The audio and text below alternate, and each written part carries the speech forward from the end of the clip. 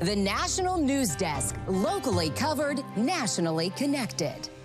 Just wanted to come out and say that we believe the long national nightmare will be over tonight. All eyes on the House floor, where members will either end the shutdown or send the country back to economic uncertainty. The next steps as the vote approaches quickly. I mean, these documents are concerning, they're disturbing. They raise more questions about what the relationship was between Donald Trump and Jeffrey Epstein. House Democrats leak emails from Epstein himself that talk about Trump, how the White House is responding, and what they say the Democrats are omitting from these emails in Trump's defense. And then tariff relief is coming within days for certain imported goods. Which favorite drink saw immediate price drops when the Wall Street heard the news? Good evening. I'm Taylor Murray. Welcome to the National News Desk, America's News Now. Breaking news right now. The House is back in session voting on procedural measures and will be voting on a bill to reopen the government later tonight. That vote could begin in about an hour. After weeks in recess awaiting action in the Senate, House Speaker Mike Johnson says he has the votes to send the bill to the president's desk, and then the House will make up the lost time. We're sorry that it took this long. So Republicans are going to deliver for the people. We're ready to get back to our legislative agenda. We have a very aggressive calendar for the remainder of this year. There'll be some long days and nights here, some long working weeks, but we will get this thing back on track. House Minority Leader Hakeem Jeffries is looking to make the vote tough tonight, urging his caucus to be united against this bill to reopen the government as they seek to extend expiring Affordable Care Act tax subsidies. House Democrats are here on the Capitol steps to reiterate our strong opposition to this spending bill because it fails to address the Republican health care crisis and it fails to extend the Affordable Care Act tax credits. But as the record-long shutdown appears to be nearly over, the effects of 6 weeks without proper funding won't be fixed immediately. For the immediate next steps, national correspondent Kayla Gaskins is on Capitol Hill. As federal agencies are preparing to reopen their doors, payments for the federal food stamp program, known as SNAP, will restart. It's unclear, though, exactly how quickly funds will be dispersed, but the bipartisan deal fully funds SNAP through September 30th of 2026. Families in need will get back to receiving their food purchasing assistance, and the people's government will soon be back open for business. It's back to work for all federal employees who will finally receive back pay after weeks without a paycheck. Air traffic controllers were among the essential workers who kept working without pay, but as the shutdown dragged on, more began calling in sick, causing staffing shortages that resulted in around 10,000 flight cancellations just since Sunday. Safety is the #1 issue. I want you to get safely to where you're flying. On Tuesday, Transportation Secretary Sean Duffy urged controllers to return, promising they'll receive 70% of their pay within 2 days of the government reopening. Duffy warning air travel delays could continue until safety data improves. We've seen incursions on runways. We've seen loss of separation in the airspace, and we've seen heightened complaints by pilots of the communication they're having with air traffic controllers. Amid the public's frustration with flight disruptions, Duffy and President Trump accusing the Biden administration of ignoring proper safety protocols. Former Transportation Secretary Pete Buttigieg responding on X. This is a system that was in pretty rough shape by the time he lost in 2020 and we took it over. So we improved it. Duffy firing back. Pete did nothing. He spent $80 billion on DEI and on climate change. And Taylor, Secretary Duffy hasn't given a firm answer on whether or not these disruptions will impact air travel for the Thanksgiving holiday, but many travel experts believe it will. And Kayla, tell us about the other struggles the FAA and air traffic control could face coming out of this shutdown. So air traffic control has their work cut out for them, from rebuilding schedules to restoring staffing levels and regaining the public's confidence. Even before the shutdown, air traffic control needed to hire more than 3,000 more controllers. Some now worry the very public strain from this shutdown and the possibility it could always happen again will not make hiring any easier. President Trump has asked to give air traffic controllers who worked through the shutdown and didn't call out sick a $10,000 bonus. But Taylor, it's not clear where that money would come from. In Washington, D.C., Kayla Gaskins, thank you. 7 weeks after winning a special that you will support and defend the Constitution of the United States against all enemies, foreign and domestic, that you will bear true faith and allegiance to the same, that you take this obligation freely without any mental reservation or purpose of evasion, and that you will well and faithfully discharge the duties of the office on which you are about to enter, so help you God. I do. Congratulations, you're now a member of the 119th Congress. 7 weeks after winning a special election in Arizona, Congresswoman Adelita Grijalva is officially a member of the House. Her first action was to sign the discharge petition to force the entire House to vote on disclosing all Jeffrey Epstein files. It comes on the same day Democrats on the House Oversight Committee released several emails that show Jeffrey Epstein said Donald Trump, quote, knew about the girls. In a 2011 email, the convicted sex offender wrote to co-conspirator Ghislaine Maxwell, Trump, quote, spent hours at my house with one of the victims whose name was redacted. Well, Press Secretary Caroline Leavitt questioned why the Democrats chose to redact the name that was already public. In this email you refer to with the name of a victim that was unredacted now and has since been reported on in this room, so I will go ahead and say it, Virginia Giuffre. And it was CBS's own reporting, Ouija, that recently wrote that Miss Giuffre maintained, and God rest her soul, that she maintained that there was nothing inappropriate she ever witnessed, that President Trump was always extremely professional and friendly to her. In other emails also released today, Epstein wrote in 2019 to author Michael Wolff that, quote, of course Trump knew about the girls, as he asked Ghislaine to stop. A third email released shows Wolff writing to Epstein suggesting he should let Trump hang himself for political currency. The full context of these emails are not immediately clear. President Trump has long denied knowledge of Epstein's crimes before he says they had a falling out. Well, hundreds of people in legal custody in Chicago could be released in the next week as a federal judge rules they may have been arrested by DHS agents in violation of a federal court order. The National Immigrant Justice Center and the ACLU claim these people were arrested without warrants or probable cause. The court order they cite was made in 2022. More than 3,000 people have been detained during Operation Midway Blitz. China has agreed to restrict the precursor chemicals used to make fentanyl. Today, FBI Director Kash Patel said this came out of a meeting he had with Chinese officials. China said it would designate all 13 precursors and crack down on chemical subsidiaries. These substances are now banned, and they will no longer be utilized by the Mexican drug trafficking organizations or any other DTOs around the world to make this drug. Fentanyl has been linked to tens of thousands of American deaths per year. Tensions between the United States and Venezuela are rising quickly as both countries ramp up their military postures in or near Venezuela.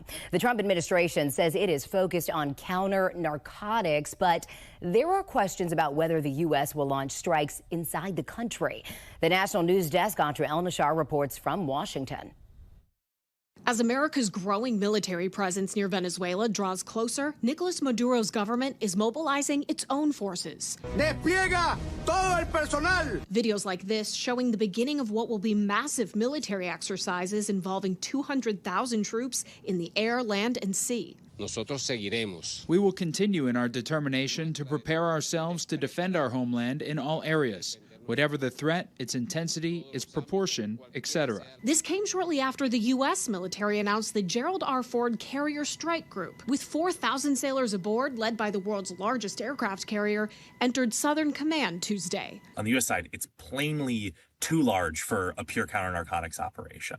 On Venezuela's side, I think the Maduro regime is sort of trying to simultaneously show resolve, but also not poke the bear too much. The Pentagon says these forces will enhance and augment existing capabilities to disrupt narcotics trafficking and degrade and dismantle transnational criminal organizations. Since early September, on almost a weekly basis, the U.S. has carried out lethal strikes on boats in the Caribbean and Eastern Pacific that the Trump administration says were transporting drugs to the United States. Like these two suspected drug boats hit Sunday. The Pentagon says 6 people were killed. On Tuesday, news broke that the United Kingdom is suspending sharing intelligence about suspected drug boats in the Caribbean with the United States. The UK is potentially having concerns about the legality or the ethics or the optics, for that matter, of U.S. strikes on drug boats. The UK may also be concerned about what the Trump administration could do next. They want to cooperate, but they don't want to be complicit, I think, in a regime change operation or in unilateral U.S. military attacks on Venezuela. Colombia also halting its intelligence sharing with the U.S. President Trump maintains that regime change is not his goal, but he's also confirmed he authorized covert CIA operations inside Venezuela. In Washington, I'm Atra Al-Nashar for the National News Desk, America's News Now. The search continues for a California girl who's been missing for more than a month. Investigators say 9-year-old Melody Buzzard went on a road trip with her mom, Ashley Buzzard. The mom returned without her daughter. Throughout the trip, the two wore disguises and changed their car's license plate. Sinclair's true crime team, Criminally Obsessed, spoke with a private investigator who's in Utah searching for Melody. He says he has a hard time believing Melody's mother did all the driving alone. I do a lot of the driving, but 3,000 miles in 3 days for one person in her mental state, in her physical state, I find that almost impossible. For more of this exclusive interview, grab the QR code on your screen. You'll want to subscribe to Criminally Obsessed on YouTube for more on this case and other true crime content. Coming up, a change in tune. Why the president's most recent remarks about H-1B visas for foreign workers are raising concerns from some of his supporters. Then fighting cryptocurrency scams that target Americans. We'll tell you what the Justice Department is doing to stop the crimes and the countries they say are behind them. Plus, the tragic electrocution death of a 16-year-old climbing a power pole. We take it to the Utah community who says this has sadly happened before.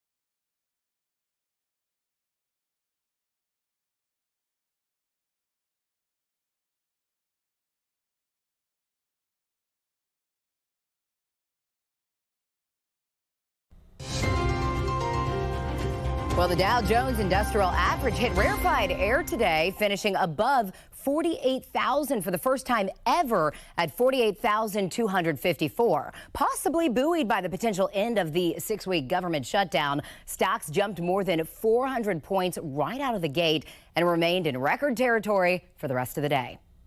Well, coffee futures now dropping by 4 to 6% away from possible record highs.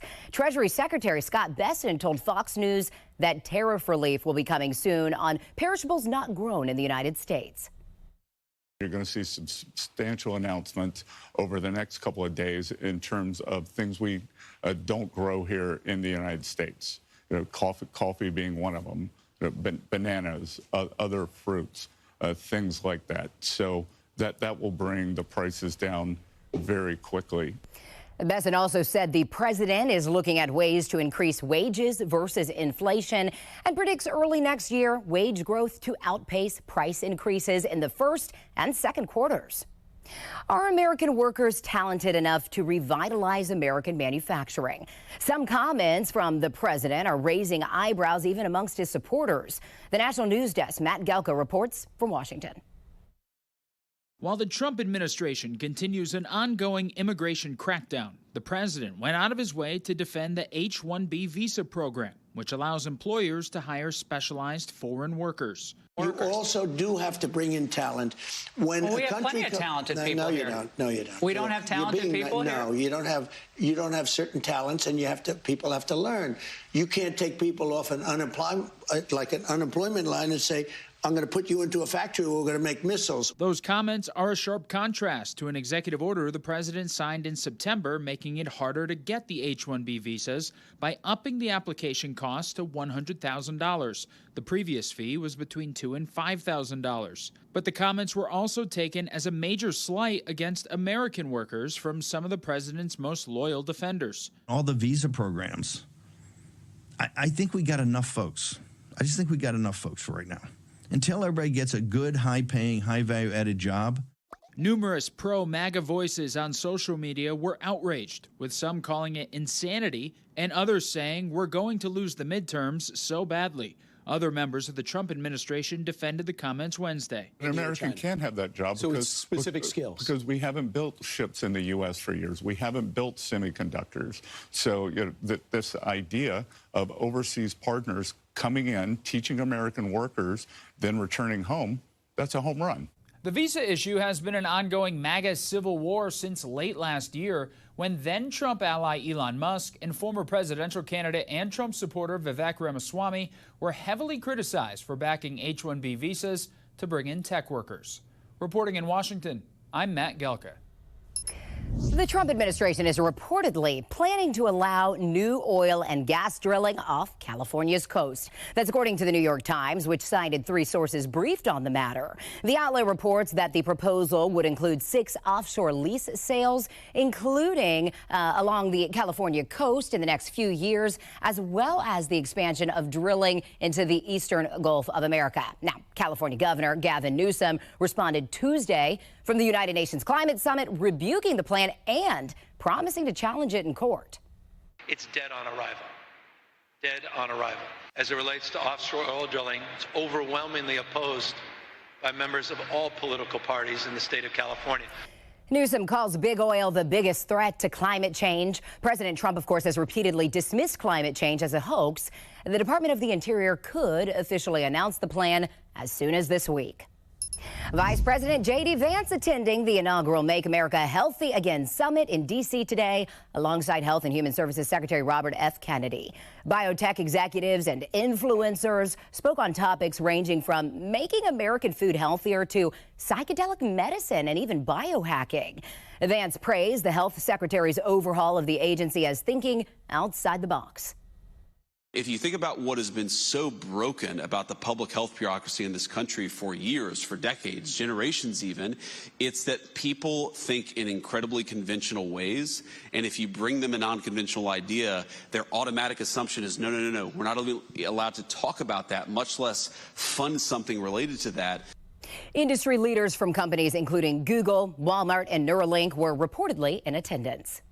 Well, the Justice Department's D.C. office is creating a strike force to dismantle international cryptocurrency scam operations, particularly those from China. The force will focus on pig butchering schemes. This is where criminals send those anonymous texts to victims to earn their trust before scamming them. This scamdemic is certainly a generational wealth transfer from Main Street USA into the hands of Chinese organized crime, making it both a national security problem and a homeland security problem. Now, I'm sure you've gotten one of these texts. I know I have. In fact, crypto scams have been on the rise in recent years. The FBI's Internet Crime Complaint Center reports a 66% increase in crypto-related losses, totaling about $9.3 billion last year. The Justice Department is now investigating the violent riot targeting a Turning Point USA event on the campus of UC Berkeley. Attorney General Pam Bondi posted they could be connected to the domestic terror group Antifa. The National News Desk, Jeff Harris, has the latest on the investigation and how the university could be held liable. The Justice Department announced Tuesday they're launching a civil rights and terrorism investigation into those protests outside the Turning Point event at UC Berkeley. The DOJ also planning to look into security following multiple arrests. Harmeet Dillon, assistant AG for the DOJ Civil Rights Division, announcing Tuesday an investigation into Monday's violent protests, including, quote, Antifa's ability to operate with impunity in California. The Joint Terrorism Task Force is going to be looking into this together with the DOJ, my Civil Rights Division, and the FBI, and understand what happened here. Former federal prosecutor Nima Rahmani tells us when it comes to cases like these, the Civil Rights Division does have jurisdiction and the authority to investigate. If there was violence as a result of protected activity, such as the First Amendment, that would be a constitutional violation and a potential federal crime. And of course, the universities can be held accountable too. Now, the investigation comes after multiple people were arrested at the violent protests outside the Turning Point event at UC Berkeley. Video taken on scene capturing the chaos, including a fireball and a now viral video of a man seen beating a Turning Point supporter in a red T-shirt. Break it up! Break it up! Police! Break it up! Police! Break it up! Turning Point leaders blaming the violence on the alleged anti-fascist protesters. Footage showing some trying to break through police barricades. UC Berkeley condemning the violence, saying in part, quote, the university is conducting a full investigation and intends to fully cooperate with and assist any federal investigations. Meanwhile, a UC Berkeley Turning Point member also speaking out, saying the event wasn't safe and she had glass bottles thrown at her. It's not safe anymore to walk around Berkeley as a conservative. It's a very dangerous place. Antifa is prevalent. Now, Dillon has also formally demanded that the university preserve all records regarding the response to the protests, submitting separate letters to campus police and the university's president. I'm Jeff Harris reporting from Washington. Coming up, the police chase that's sparking outrage. We show you the video gone viral out of Baltimore.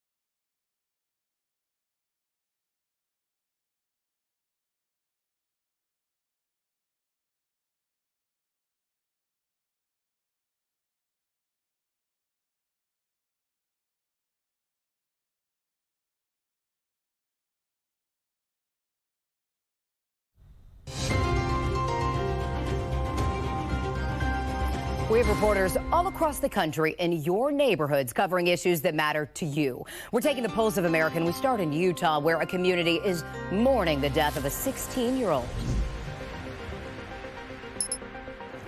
I honestly believe that this accident shouldn't have happened last night. The community in mourning after a 16-year-old boy was shocked trying to climb this Rocky Mountain power pole and fell 60 feet shortly after 9 p.m. last night. He had serious injuries from burns as well as the fall, and was later pronounced deceased at the hospital. The Davis County Sheriff's Office said the group of teens he was with stayed with him while they waited for first responders. This is the second time in 18 years a teenager died falling off this same power pole. In 2007, there was another fatality under similar circumstances. In the wake of this accident, I spoke with the parent of a girl who knew the boy who passed away. He was friends with my daughter, and they just recently became boyfriend and girlfriend. She tells me there needs to be more security here. If there were more measures taken to protect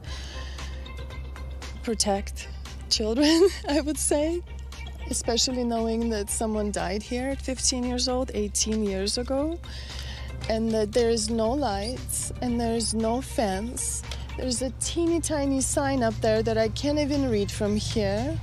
And in the dark, like, this is like such a public road, and it's not there. I reached out to Rocky Mountain Power, asking if they're considering increased security measures here. I did not get an answer. In Baltimore City, Maryland, a Baltimore police officer has been moved to suspension without pay after this viral video appears to show an attempt to run over a civilian. The officer, identified as Robert Parks, is seen driving towards a person off the road and into a grass lot. The chase ended with a crash into a woman's backyard fence. The Baltimore Police Department is investigating the incident and reviewing the officer's body camera. Well, in Seattle, Washington, a popular electric bike store is warning customers it may go out of business. They say it's because of tariffs and the state of the economy. Rad Power Bikes says it may be forced to close its stores as early as January 2026.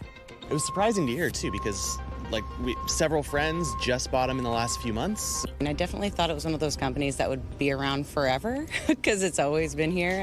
The closure could lead to more than 60 employees being laid off. However, in a notice to employees, the company said it is determined to save Rad.